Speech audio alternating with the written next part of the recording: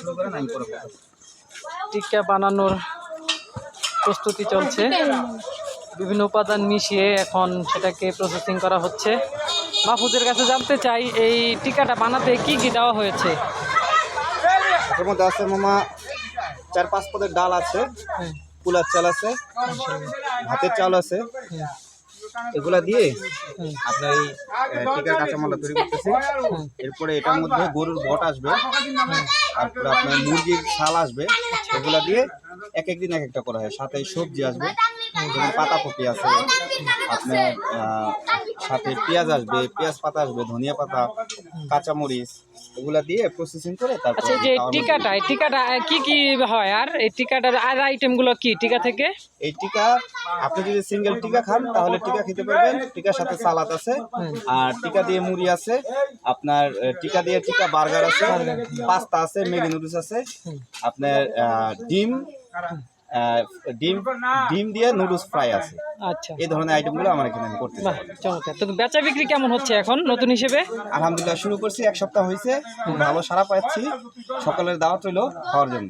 কালকে তো দেখলাম অনেক দূর দূরান্ত থেকে অটো করে মানুষ আসছে, তো এইভাবে কি দূরে থেকে লোক আসে?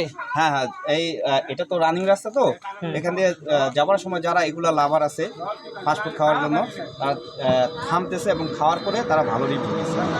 মাশাআল্লাহ, আসলে চমৎকার। কালকে আমি ঝালমুড়িটাও খেয়েছিলাম টিকা দিয়ে এবং এক্সট্রা টিকাও খেয়েছি, খুবই চমৎকার।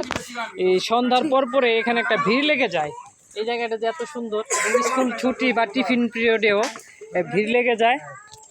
একটা চমৎকার আইটেম, খুব সুন্দর একটা দোকান। সবাই আমরা শুভকামনা জানাই যাতে এটা এখানে দীর্ঘদিন চলে।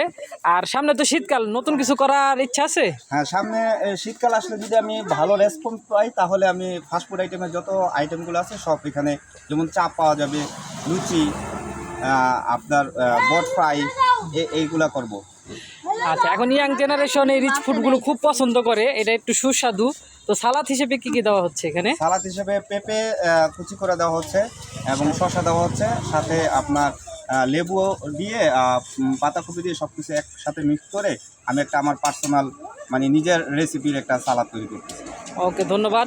যাই হোক, আমরা নতুন উদ্যোক্তা হিসেবে শুভকামনা রইল। আমরা সবাই আশা করি এটা আরও দিন দিন উত্তরোত্তর উন্নতি হবে। পরিষ্কার পরিচ্ছন্নতায় খুব চমৎকার খেয়াল রাখে, সচেতন। আমরা সবাই দোয়া করি যাতে এটা আরও ভালো হয়, এই কামনা করে। ধন্যবাদ মাহফুজ। আচ্ছা, সমস্যা নেই, ঠিক আছে, ওকে ওকে ওকে।